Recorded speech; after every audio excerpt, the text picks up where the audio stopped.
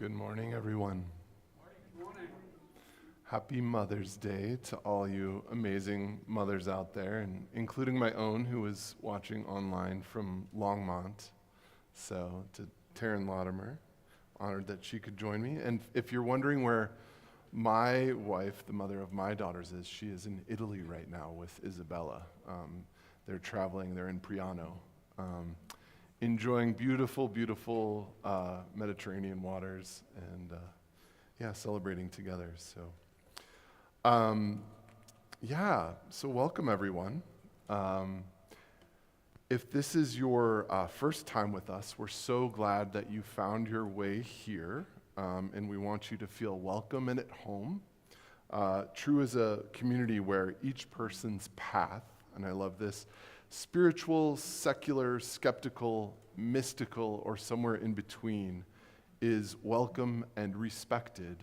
And today we're going to lean into our Buddhitarianism a little bit with Lisa Goddard here. So I'm excited for that. And I am definitely of that ilk. So I am a Buddhitarian. If there's anyone here who's a guest, who's new to TRUU, who would like to be introduced, now would be a lovely time to meet you. Do we have any guests today? Second time. Welcome, Julie. Yeah, and Tom. Where are y'all from? Old Snowmass. Welcome, thank you. Hi, Suzanne Jones from Boulder. I am also from Boulder, so we have that in common. I'm sure many of us. Excellent. Any guests online, Andrew? Your mother. Hi, Mom.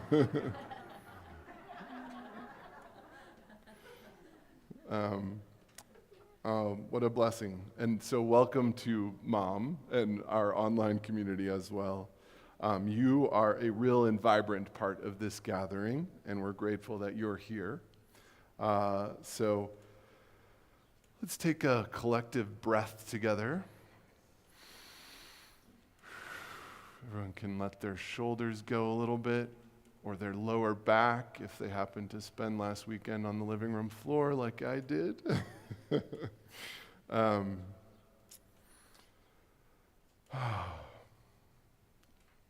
The Soul Matters theme for May is Awakening Curiosity.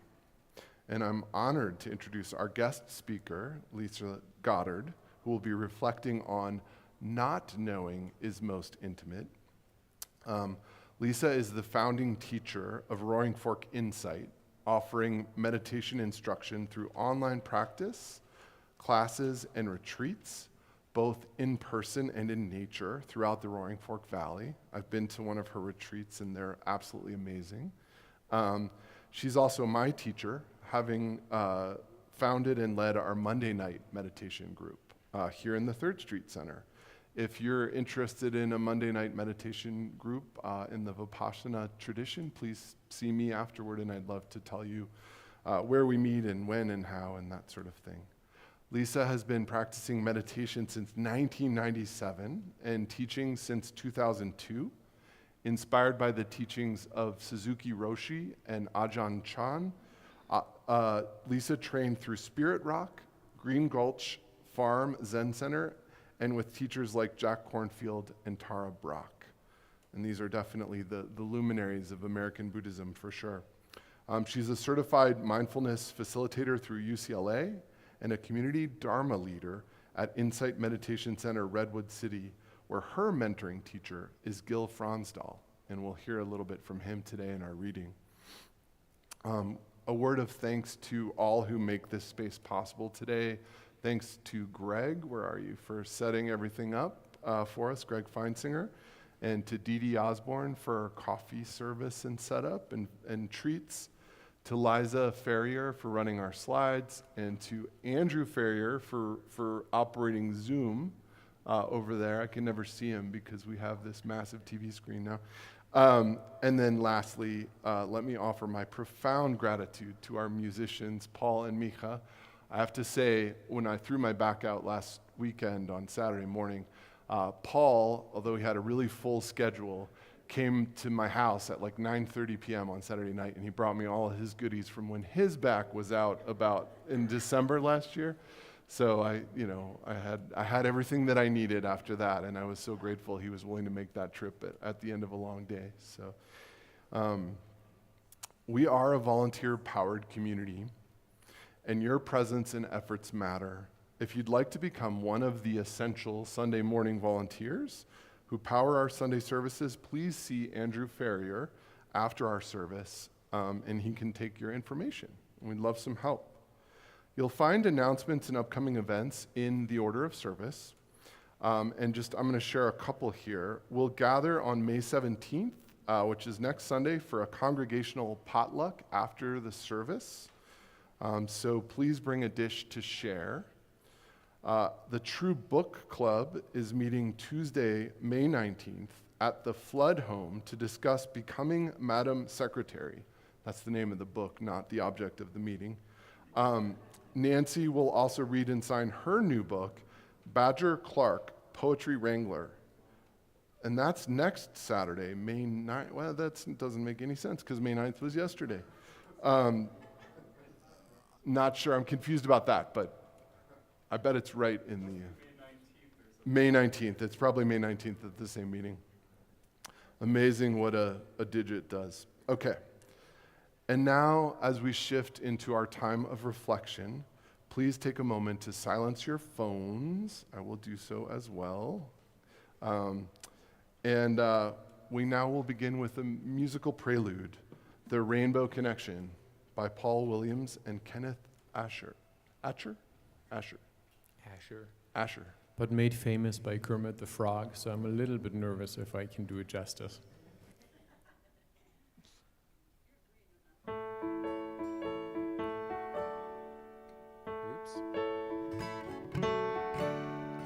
Who said?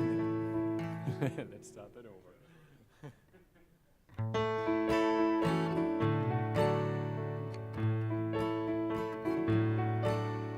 Why are there so many songs about rainbows, and what's on the other side? Rainbows are visions, but only illusions. Rainbows got nothing to hide. So we've been told, and some choose to believe it. I know they're wrong, wait and see. Someday we'll find it, the rainbow connection, the lovers, the dreamers, and me.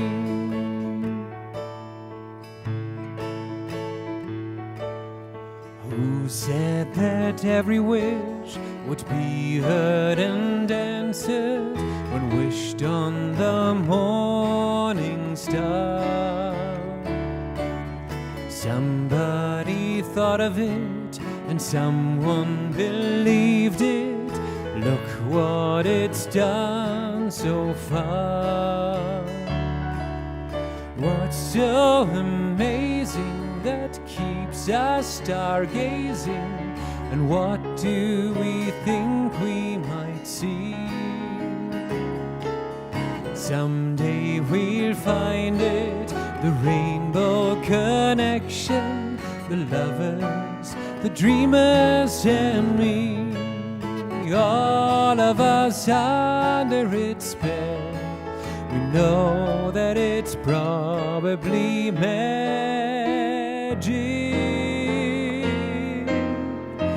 Have you been half asleep, and have you heard voices? I've heard them calling my name.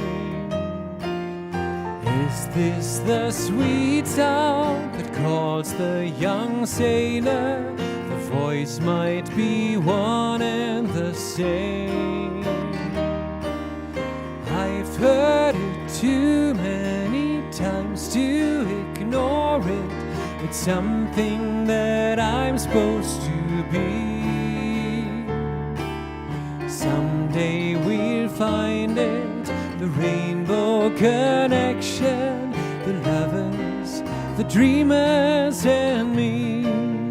La da da da da da doo. La da da da da da dee doo.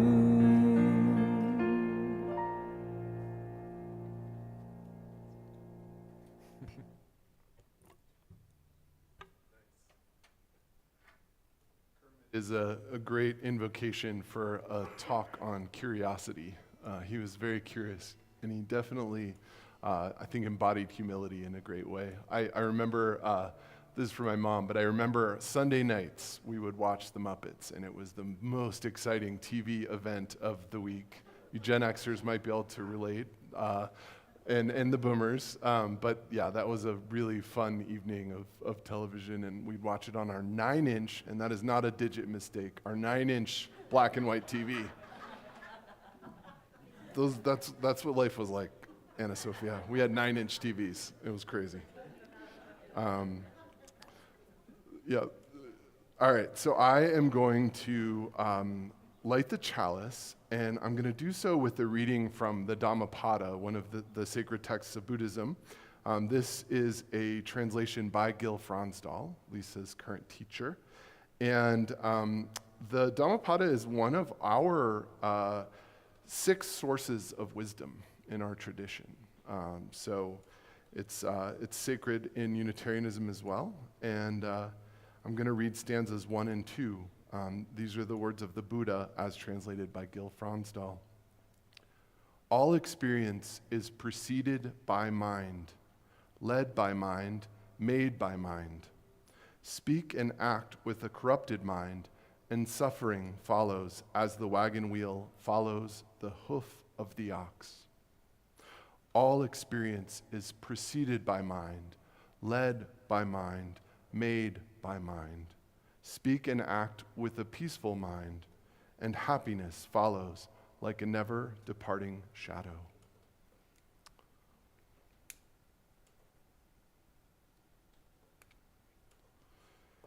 And now, please remain seated for our opening hymn.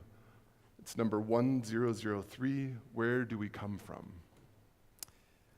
And that might be a new one for you, and we're trying something new with that one too. I will split you up in 4 groups, and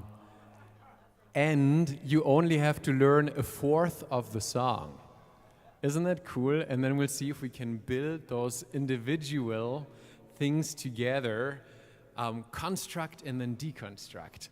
So let's do 1, 2, 3 chair rows. You're group number 1. Group number 2, all strong singers. Group number 3. Let's go to 3 here. And group number 4.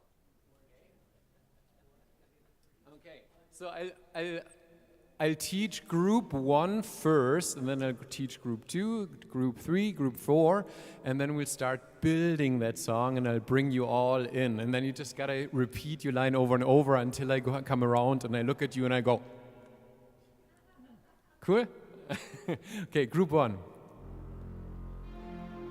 Where do we come from? What are we? Where are we going? Where do we come from? What are we? Where are we going? Again. Where do we come from? What are we? Where are we going? Where do we come from? What are we? Where are we going? Nice, hit the save button.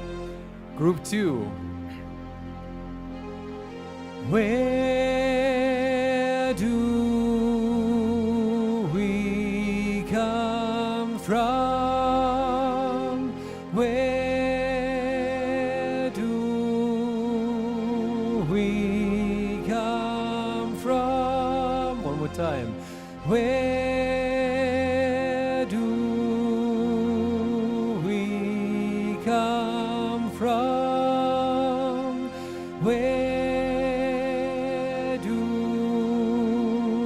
we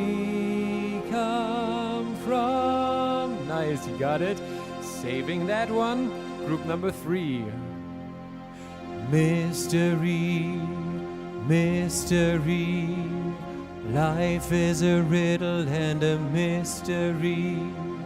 Mystery, mystery.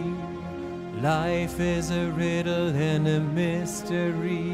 One more time. Mystery, mystery. Life is a riddle and a mystery.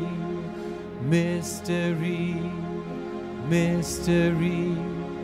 Life is a riddle and a mystery. 4. Where do we come from?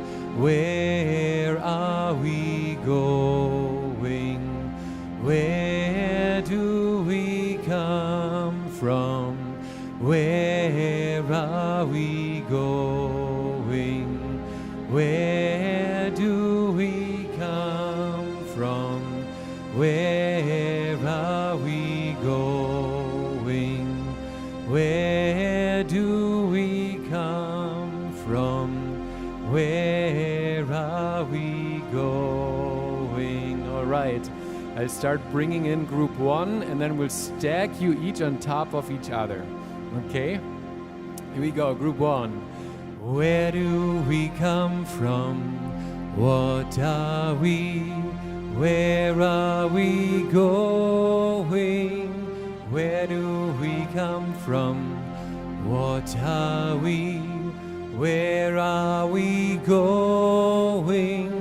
Where do we come from? Where do we come from?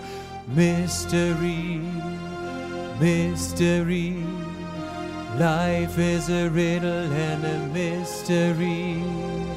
Mystery, mystery. Life is a riddle and a mystery. Where do we come from?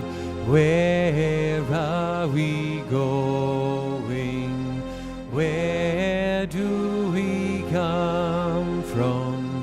Where are we going? Where do we come from?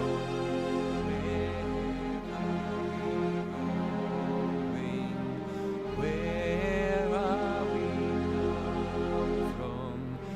Where are we come from? Where are we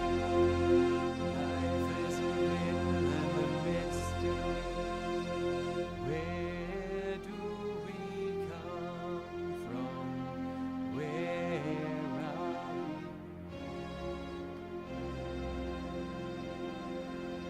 Hey! With that, you're all signed up for the TRUU Music Makers. No excuses. Well, now that we've answered those questions.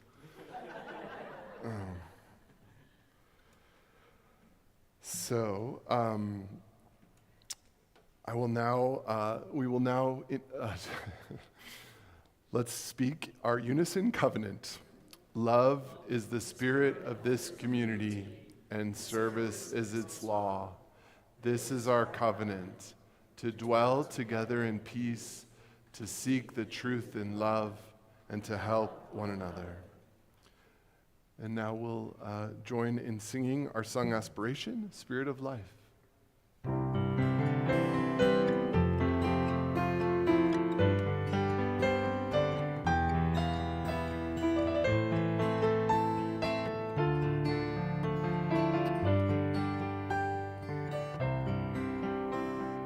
Spirit of life, come unto me.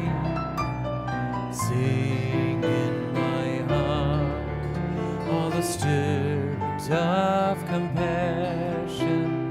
Blow in the wind, rise in the sea, move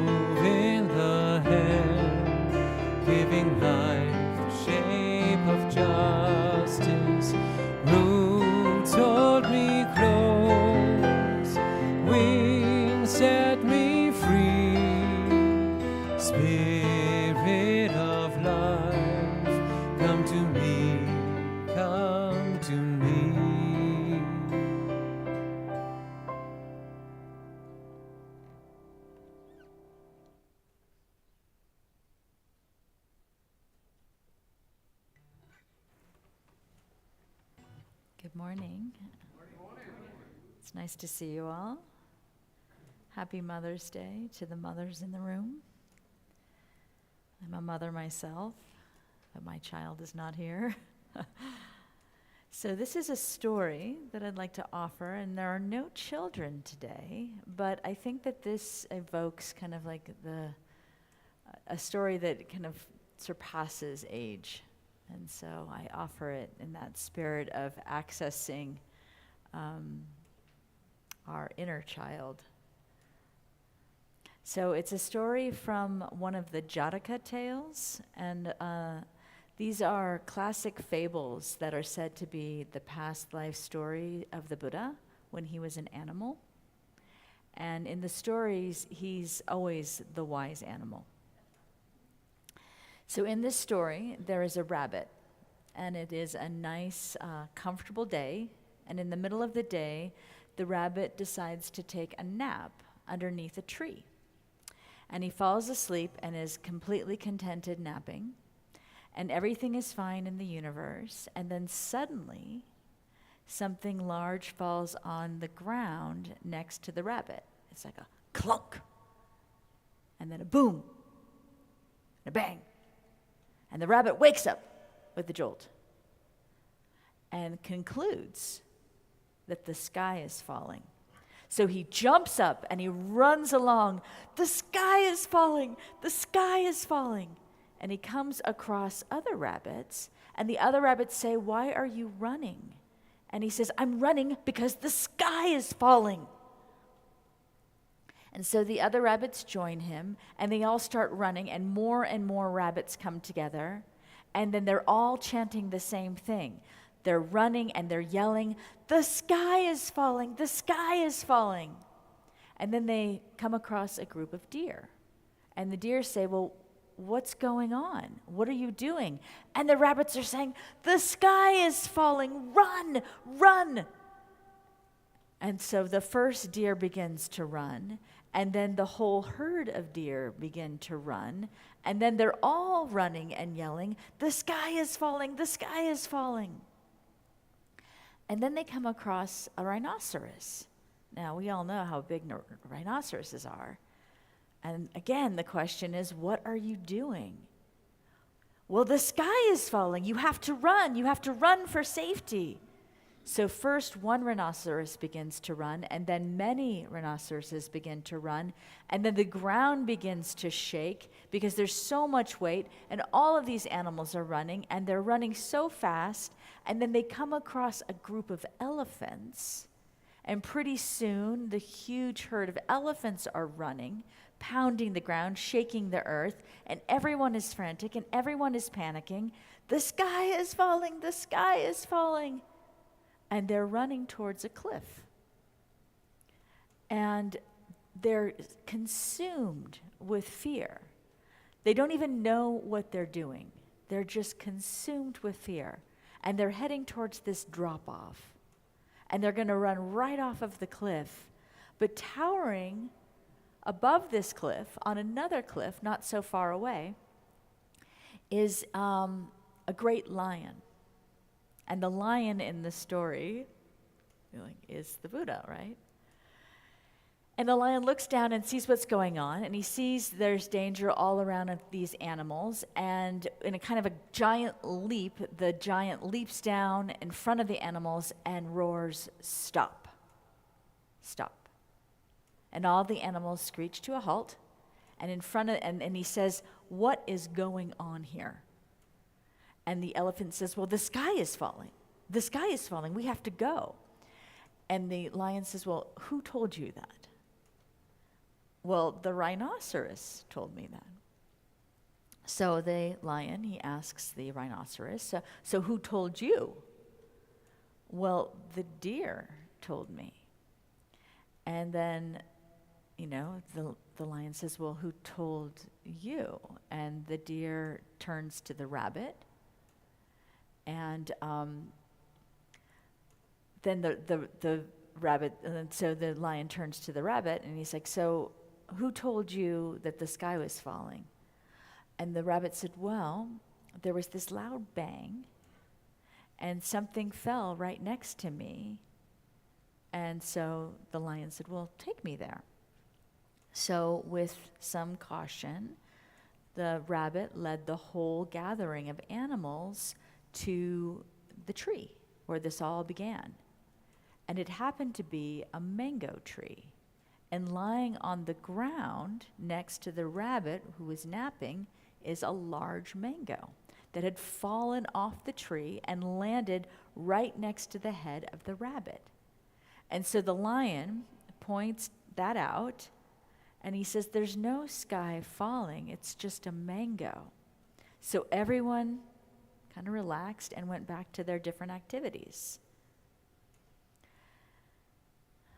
So this is a story about not running from what we're afraid of. And what we're afraid of often is up here in our thinking and not what's happening in reality. If we take a really good look and investigate, asking the question, what is here? And to ask yourself, it's an important question to ask yourself in the middle of things. Not what I've learned from somebody else, not some idea that I have, not some rumor. What is the source? What is the source? This idea of understanding the source of information, it's not, is it just our opinion that's coming up? Like it was for the rabbit? Is it what we've heard from somebody else and we don't really know it directly for ourselves? But we're taking something to be true based on what we've read or seen? So getting to the original source so we don't become like the herd and run towards the cliff. You know, our opinions, our views create our worldview. Just like what Seth was reading from the Dhammapada, all things are created by mind. Led by mind, made by mind. So are you creating the world is falling? Or are you seeing that it's a mango that is dropped? And what the lion is talking about is he said, stop. It's such an important part of our relationship to everything, to stop, to check it out, to see for yourself. Stop running, often in circles, with our stories. Stop the spinning. Look and see what's happening. Maybe it's just a mango. Maybe it's not the sky. So thank you. Oh, yes.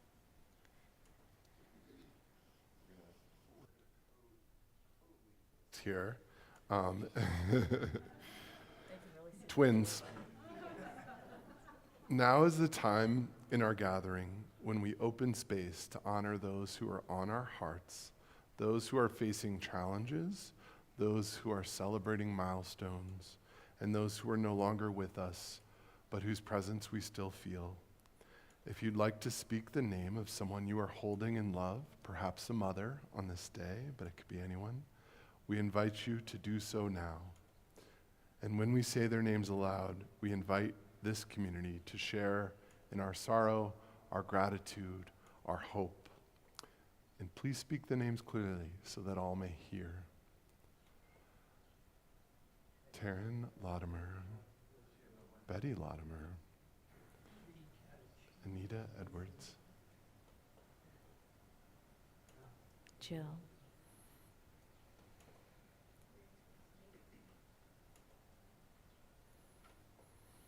and for all those names who remain unspoken, whose names live quietly in our hearts, we hold them too. And now Lisa is going to lead us in a brief meditation. Thank you. So let yourself arrive in your body, feel your body. Take a deep, long breath in and release it fully. Noticing sensation. Maybe there's heat. Feel the rise of the breath in the chest, in the belly, in the rib cage. There's nothing to fix, nothing to change. Noticing if you're holding in the shoulders, anywhere in the body, and relax. Even saying to yourself, relax.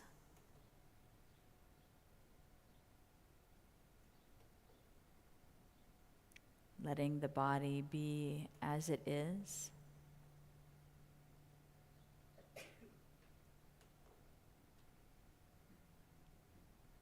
Now listen, not to just sound, but the space the sound is moving through.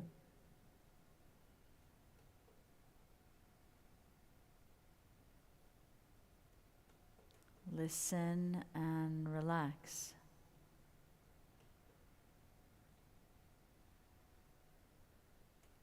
Let your awareness be simple and open.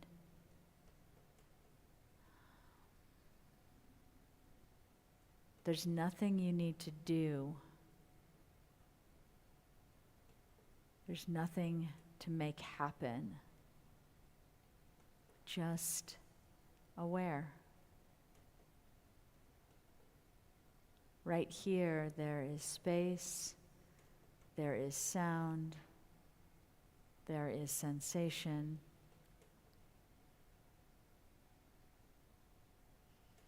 And notice how the mind may be moving into waiting for something to happen.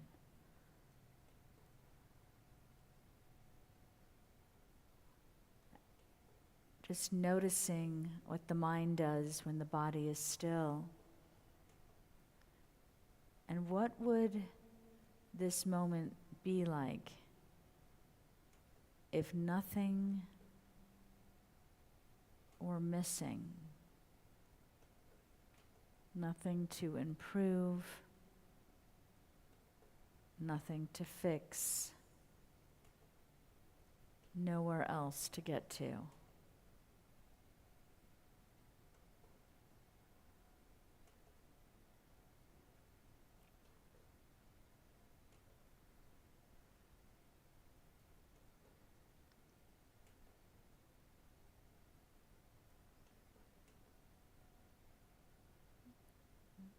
Now opening the eyes. Here is where you are. And we'll move into a musical meditation based on this here, just this.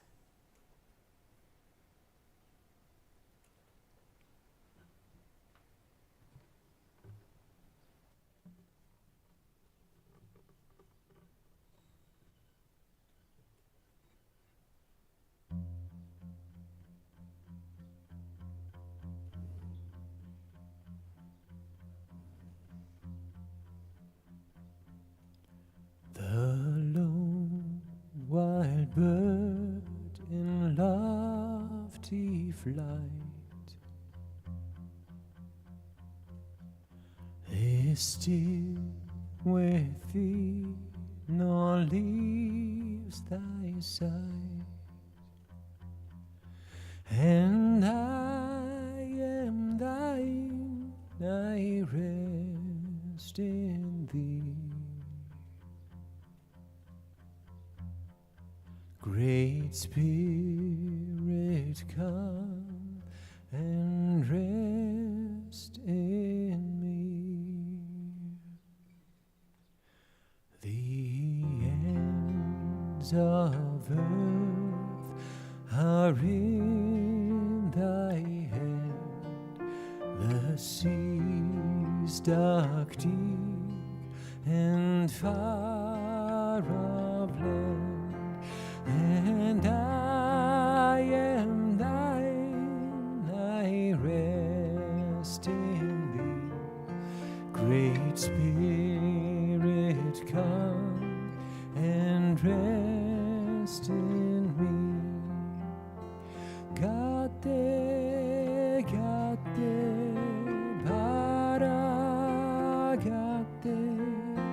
para sam gatte, bodhiswaha.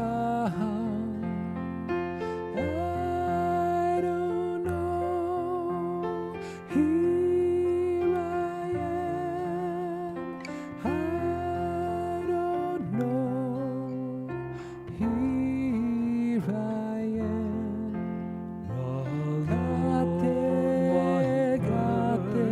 In love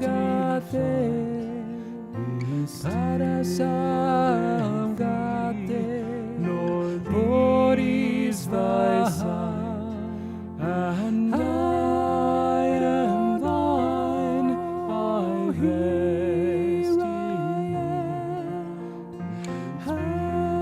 Spirit, come and rest in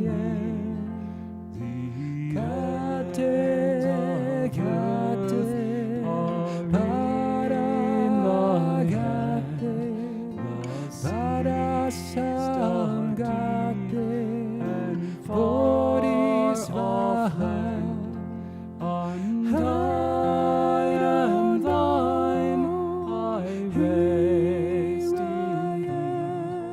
Great Spirit,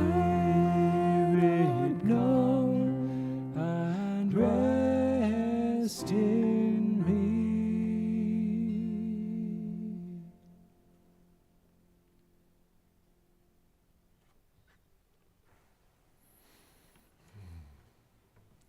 Our reading today is from Gil Fronsdal from a book called The Issue at Hand. And this book was given to me by Lisa Goddard. And this section is called Being a Naturalist. In mindfulness meditation, we learn to be present for things as they are. In doing so, it can be useful to assume the attitude of a naturalist. A naturalist simply observes nature without interfering or imposing his or her views. If a wolf eats a deer, a naturalist watches without judgment.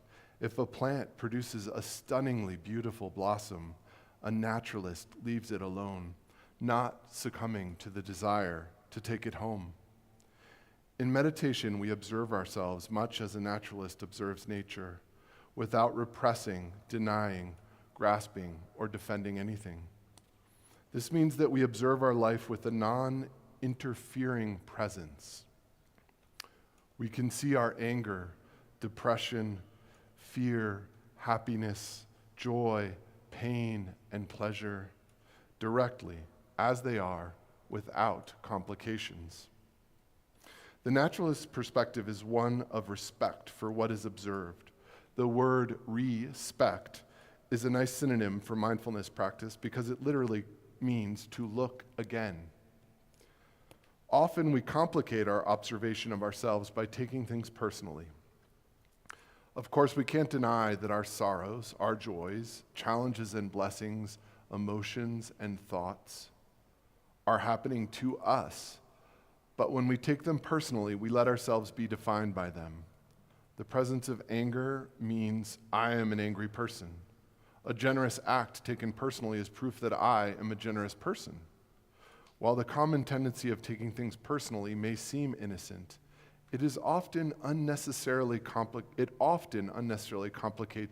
our relationship with what is happening. We can easily become muddled in confusions regarding such issues as personal identity, image, and expectation. From the naturalist perspective, one does not see my anger or my generosity. Rather, they are simply observed as the anger or the impulse of generosity. Such a switch of perspective can be particularly helpful with physical pain. When taken personally, my pain can easily lead to burdensome feelings of responsibility and entanglement. When we see it as the pain, it tends to be easier for us to remain disentangled and lighter. Another way we complicate our lives is by assigning values of good and bad to our experiences. For a naturalist, there is no good or bad. The natural world just unfolds. During mindfulness meditation, we do not need to judge our experience as either good or bad. We simply watch how things are and how they unfold. By cultivating a naturalist's perspective during meditation, it is possible to develop a capacity to be non-reactive. From this non-reactive perspective, we can more easily explore how to respond wisely to whatever circumstances we find ourselves in. Because of our wonderful powers of observation and reflection, human beings can be both observer and observed, be both the naturalist and nature. We are nature seeing itself. Through our capacity to see clearly, we can be nature freeing itself.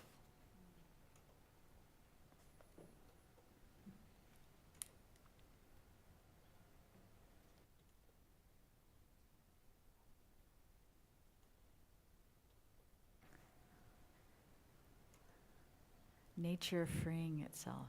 God, that's good. I like that.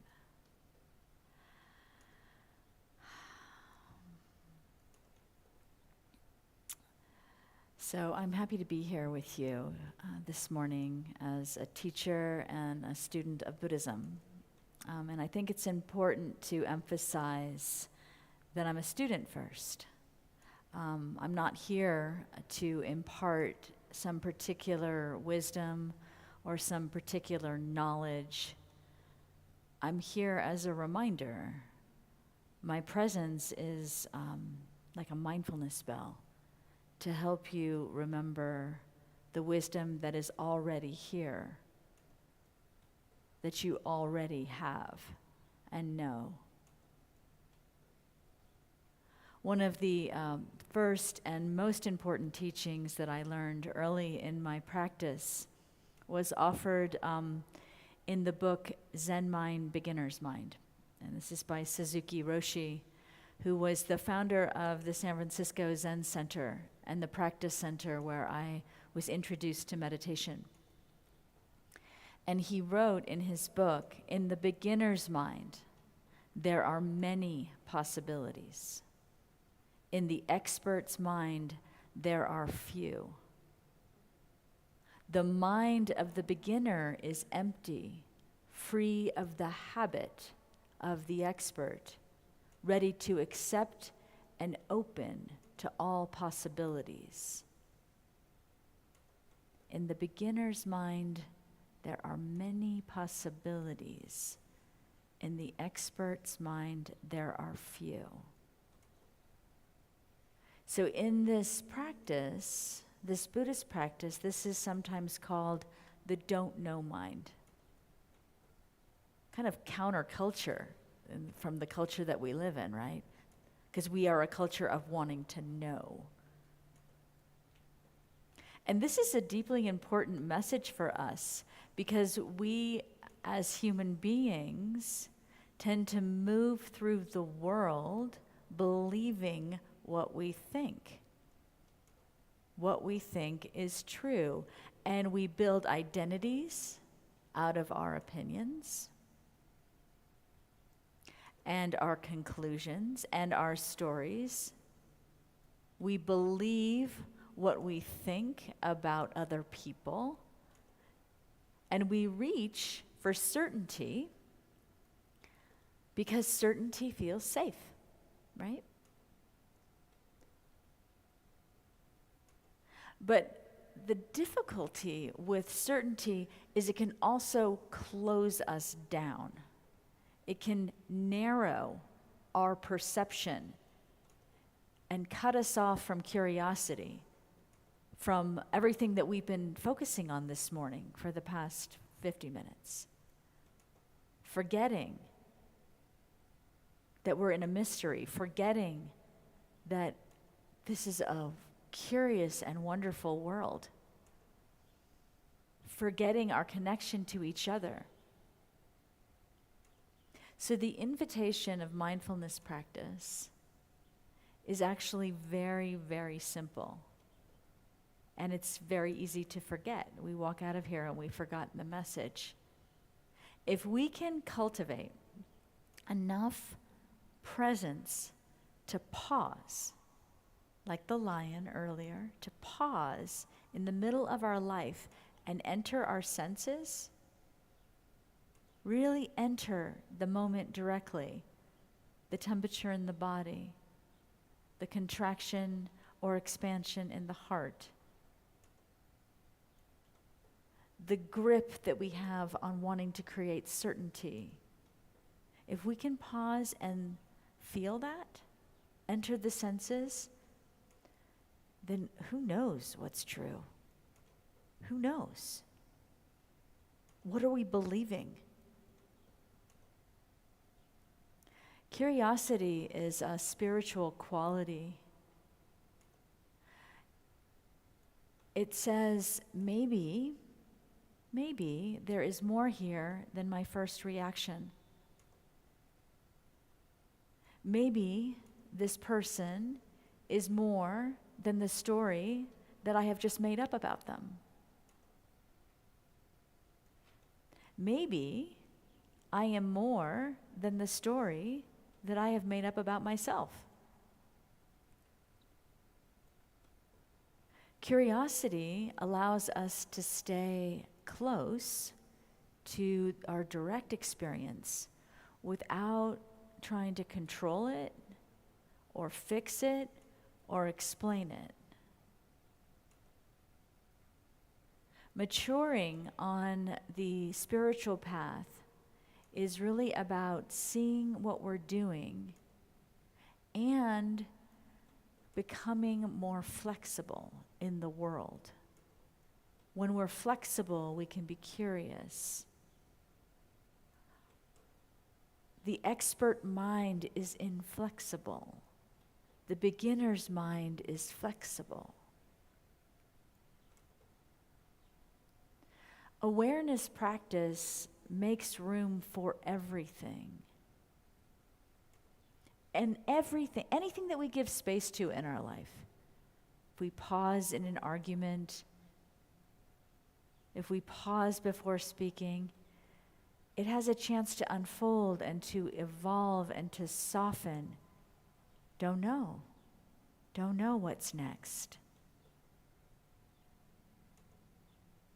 If someone comes to you and they have anger, and they're placing their anger on you, the conditioned response for many of us is to defend ourselves immediately, to shut down, to attack back, to retreat to some familiar survival strategy.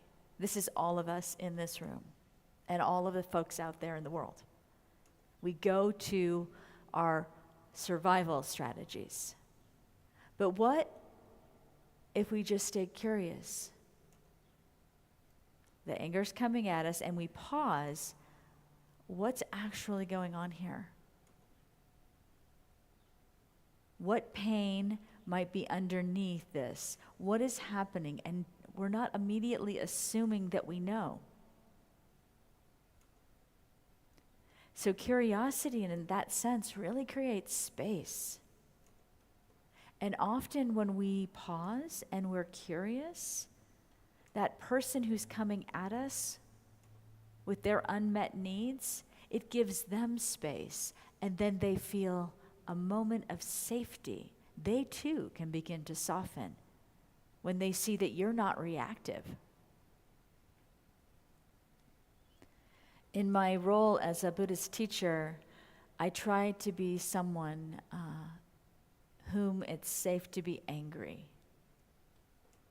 Because inevitably, there are projections and misunderstandings and unmet needs that we all have, and that's just part of the human relationship.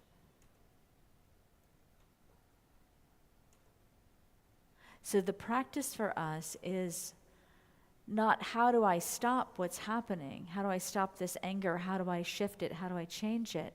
But can I make room? Can I make room for this? Making room and don't know mind are very, very connected. So stepping outside the compulsive knowing mind, what needs to happen for us to do that is to pause. So mindfulness practice really has two movements. How to come back to ourselves and how to be here fully. Coming back means that we're not lost in our thoughts when something's happening, returning immediately and gently to our direct experience, returning to what's actually happening. The practice I like to do often is to feel my feet on the ground. I do this practice right now. Here I am, feet on the ground. How to be here.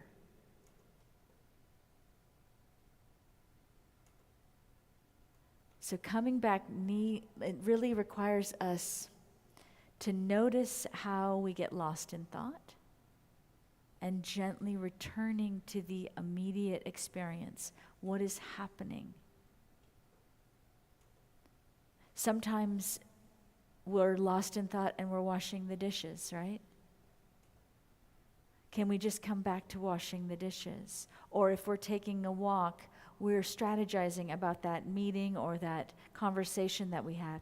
Can we just walk, feeling our feet walking on the ground? Or when we're in the shower, can we just feel the water on our body? Can we hear the birds? Anchoring in reality rather than the story that we have about reality. And sometimes it's helpful to ask, is there anything lacking in this moment? Like you look outside and you see soapers, is there anything lacking?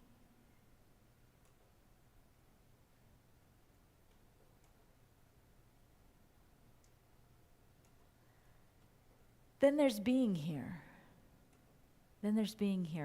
Being here is not always comfortable, especially if there is conflict or differences of opinion. Sometimes being here means that we have to be with grief, or we have to be with pain, or fear, or anger, or loneliness, the uncertainty that is always happening. The physical pain that may be manifesting in your body in this very moment. And one of the most helpful tools that I've learned in this practice is to drop into the senses. Even when there's pain, what else is here? What else is here? You know, underneath the storyline, there is the direct experience. And what we call pain or suffering is made up of changing sensations. There's contraction, there's pressure, there's heat, there's tightness, there's vibration, there's aching, there's pulsing. To be able to kind of notice what else, what is this made up of? This is all composite parts coming together. The mind says, especially around pain in the body, this is unbearable. That's what the mind does. But the senses just reveal the movement. And something important happens when we become curious about experience rather than resisting it. We discover that space. What else is here besides the discomfort? You might try this right now. Just close your eyes for a moment and feel the body. And maybe there's an ache and maybe there's heat, but just notice. Notice whether you're experiencing in your direct experience, in this body sitting here in these chairs, is the feeling pleasant? Is the feeling unpleasant? Or is it neither? Maybe you're not so attuned to the body. But keep refining your attention and ask the question, what is most obvious? What is most obvious right now? Perhaps it's heat or tightness. Perhaps there's impatience or restlessness. And can you take a deep breath and allow for what is here?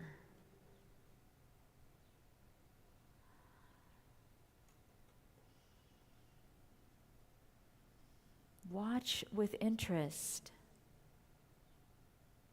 What else is here?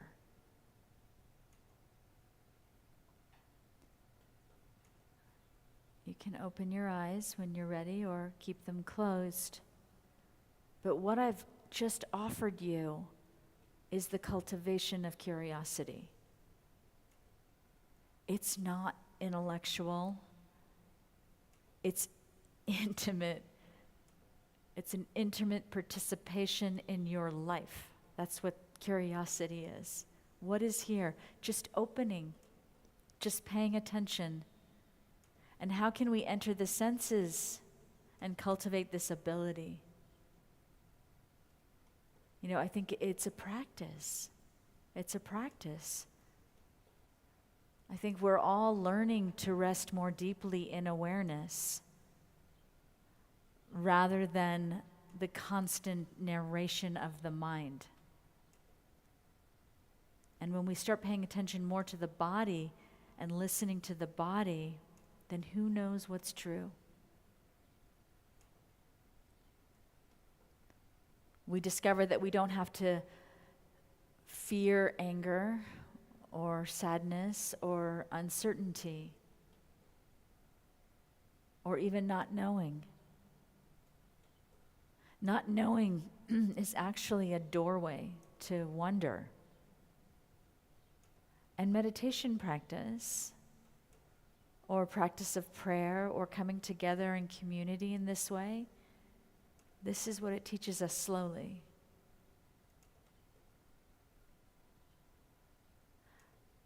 I think many of us believe that the solutions in our lives will come from more thinking about it. So we sit and we strategize and we analyze and we rehearse and we talk it over with our friends. But eventually, we begin to trust that there's a deeper process available. A process that emerges not with force, but with space. Not with certainty, but with presence. And then curiosity, not knowing, begins to replace controlling. So the practice that I offer you as you go into your day, into your week, into your life, simple, pause. Not always easy. It requires a little bit of courage because our conditioning wants certainty, right? It wants solid ground. It wants to know.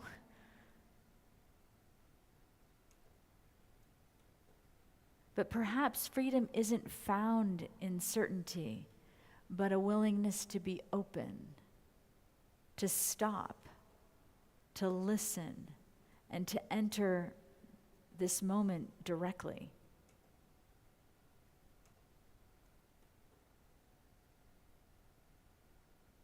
It's to ask with sincerity and wonder, What is here if I don't already know?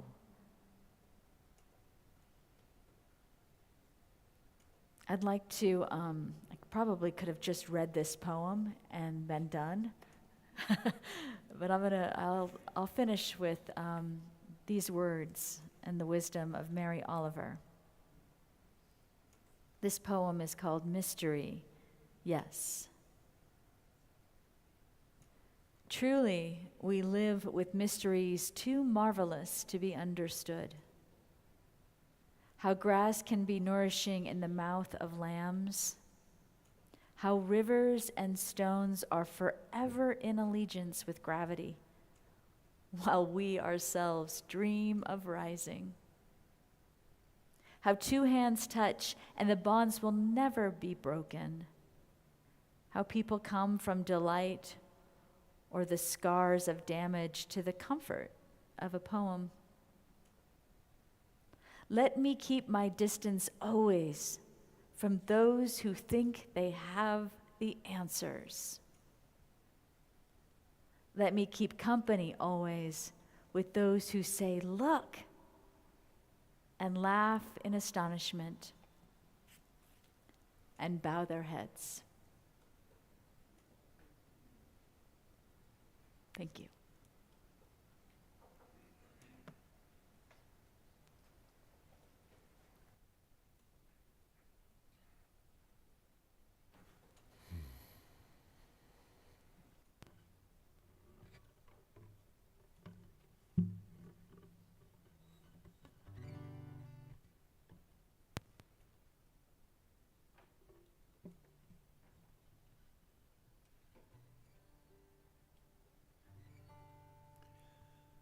May I suggest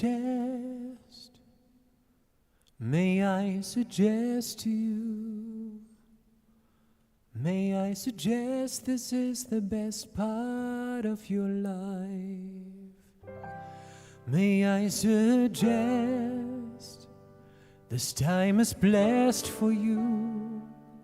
This time is blessed and shining almost blinding bright. Just turn your head and you'll begin to see 1,000 reasons that were just beyond your sight. The reasons why I suggest to you, why I suggest this is the best part of your life.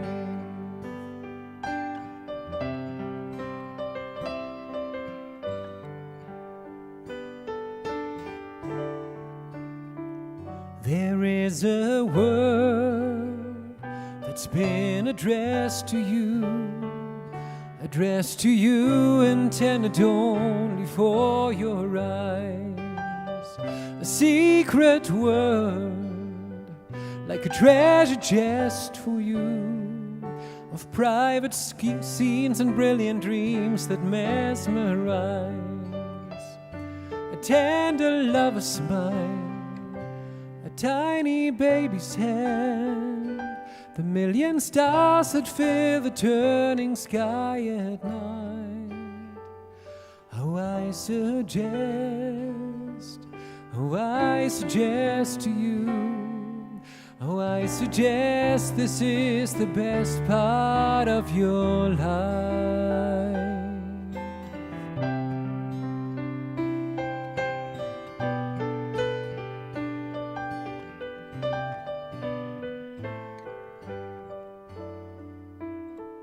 There is a hope that's been expressed in you, the hope of 7 generations, maybe more. This is the faith that they invest in you.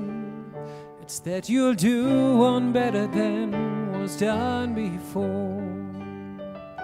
Inside you know, inside you understand, inside you know what's yours to finally set right. And I suggest to you, And I suggest this is the best part of your life.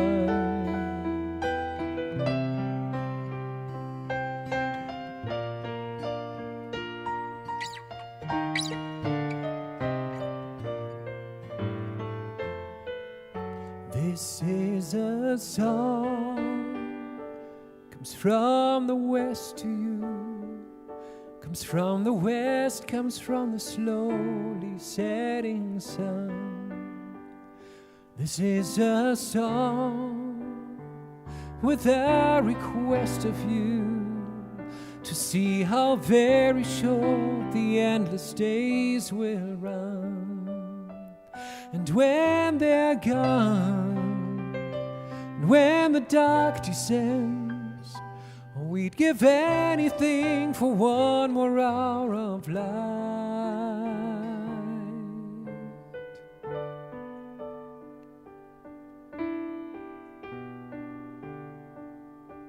And I suggest this is the best part of your life.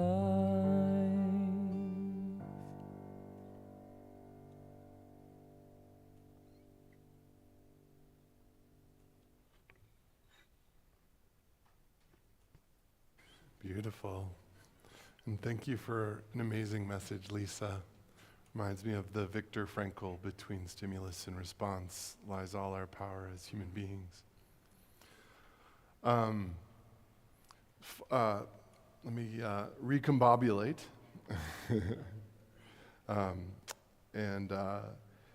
This is the time in our service where we pause to recognize our shared commitment that keeps this community vibrant and alive. TRUU exists because of the generosity of spirit, time, and resources offered by those who believe in what we're creating together. If you feel moved to support the work of this community within these walls and beyond, you're warmly invited to give as you're able. You can make a donation online at TRUU.org by clicking Give at the top of the homepage, or by using the QR code in your bulletin or on the screen. If you're with us in person, you may also contribute using the offering basket that Anna Sophia is now going to pass. If you are a guest today, feel free to enjoy our hospitality without a sense of financial obligation. However you choose to give, through your presence, your energy, your kindness, or your financial gifts, we are deeply grateful.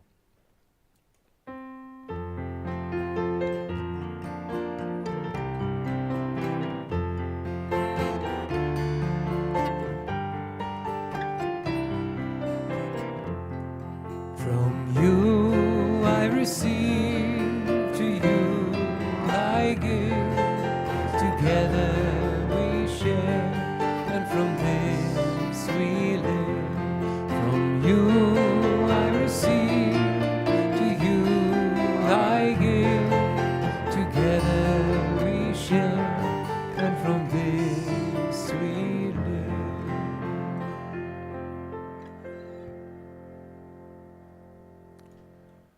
And now, please remain seated for our closing hymn, I Seek the Spirit of a Child.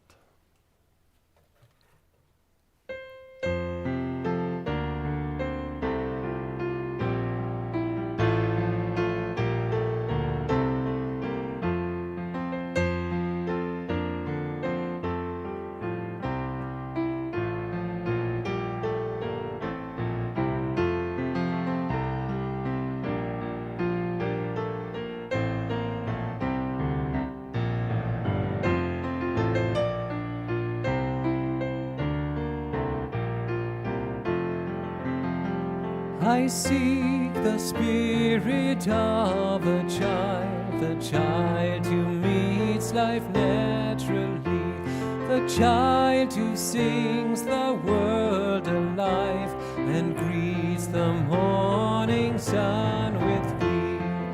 Children are real beyond all art.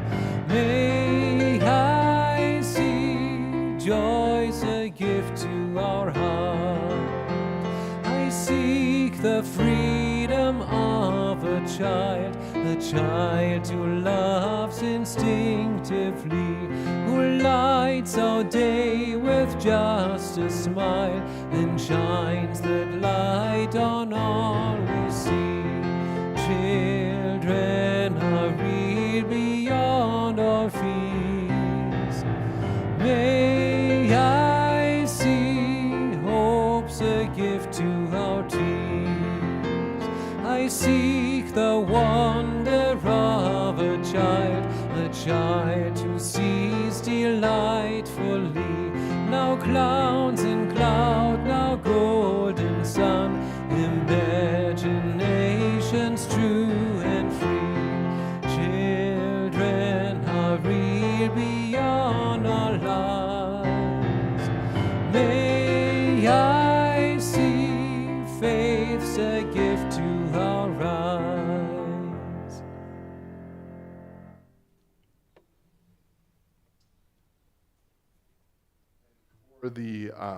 For our benediction, I'm actually going to read a dedication of merit that we read at the end of our practice, our meditation practice, as a way to essentially give and amplify, the merit that we have earned in this practice. So this is from Gil Fronsdal, and it's called The Sharing of Benefits. We practice within a wheel of giving and receiving. May we keep this Dharma wheel turning to benefit all beings. With whatever benefits we receive from practice, may these serve us to benefit others. With whatever benefits we receive from others, may we receive them so we can benefit others as well. May we give so we can receive so we can give. May we share our goodness with others. May we share our goodness with ourselves. May we receive the goodness of others. May we receive our own goodness. May we be the still point at the center of the wheel, free from the turning, free to support the turning, always allowing giving and receiving to roll on peacefully. That is not by me. I don't know what. I'm very honored, but and now we will conclude. Please rise. Oh, wait, I'm going to extinguish the chalice. And the chalice extinguishing is from Elizabeth Sell Jones. We extinguish this flame, but not the light of truth, the warmth of community, or the fires of commitment. These we carry in our hearts until we are together again. And now please rise in body and spirit. Join hands for our sending forth song, One World Home by Jimmy Byrne.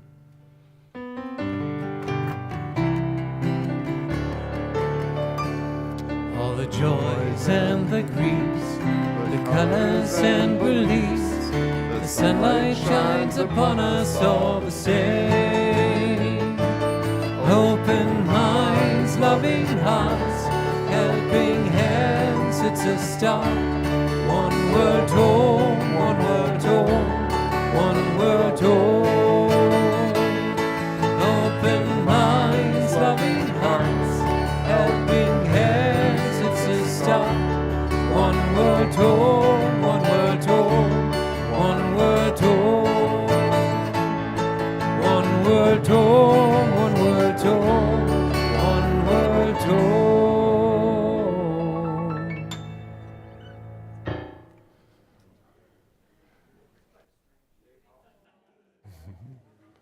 Thank you. That was lovely.